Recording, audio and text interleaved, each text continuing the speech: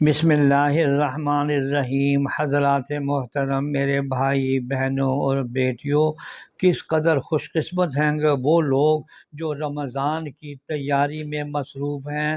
رمضان آ رہا ہے، میری درخواست یہ ہے کہ ابھی سے رمضان کی تیاری شروع کر دیں۔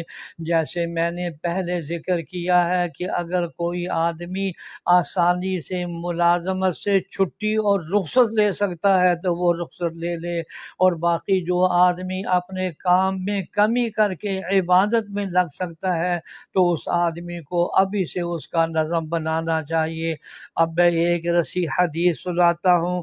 رسول اللہ صلی اللہ علیہ وسلم نے ارشاد فرمایا کہ اللہ تعالیٰ نے رمضان کے روزوں کو فرض فرمایا، اور میں نے رمضان کی شب بیداری کو تراویح اور قرآن کے لیے تمہارے واسطے اللہ تعالیٰ کے حکم سے سنت بنایا، جو مؤکدہ ہونے کے سبب وہ بھی ضروری ہے۔ اور جو شخص ایمان سے اور ثواب کے اعتقاد سے رمضان کا روزہ رکھے اور رمضان کی شب بیداری کرے، وہ اپنے گناہوں سے اس دن کی طرح نکل جائے گا جس دن اس کو اس کی ماں نے جنا تھا۔ حضرات محترم، ذرا تصور کر لیں کہ یہ رمضان کہ جس کے لیے سارا سال دعائیں کی جاتی تھیں، وہ اللہ جل شانہ نعمت عطا فرما رہے ہیں۔ ابھی سے ہمیں استقبال رمضان کی تیاریاں کرنی چاہیے۔